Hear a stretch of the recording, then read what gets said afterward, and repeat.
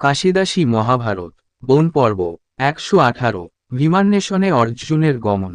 হেথায় চিন্তিত রাজা আশ্রমে বসিয়া ধীরে ধীরে কহিলেন অর্জুনে চাহিয়া, শুন ভাই ধনঞ্জয়, না বুঝি কারণ ভীমের বিলম্ব কেন হয় এতক্ষণ।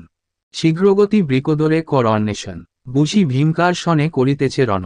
আজ্ঞামাত্র পার্থবীর উঠিয়া সত্তর, নিলেন গান্ডীব হাতে তুন পূর্ণ সব।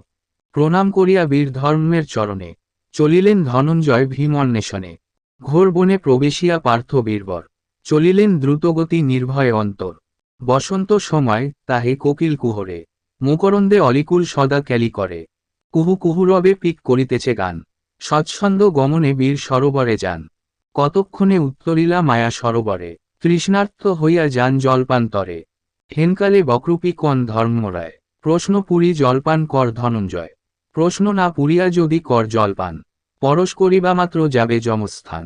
ধর্মবাক্য ধনঞ্জয় না শুনি শ্রবণে, আপনার দম্ভে চলিলেন বাড়ি পানে। পড়িয়াছে বৃকোদর জলের উপর, দেখি শোক করিলেন মনে বীরবর।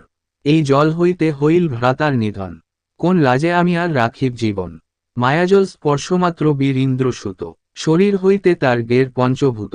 এখানে চিন্তিত অতি রাজা যুধিষ্ঠির, দোহার বিলম্ব দেখি হলেন অস্থির। নকুলেরে কহিলেন ধর্ম নরপতি, ভীমার্জুন অন্বেষণে যাও শীঘ্রগতি।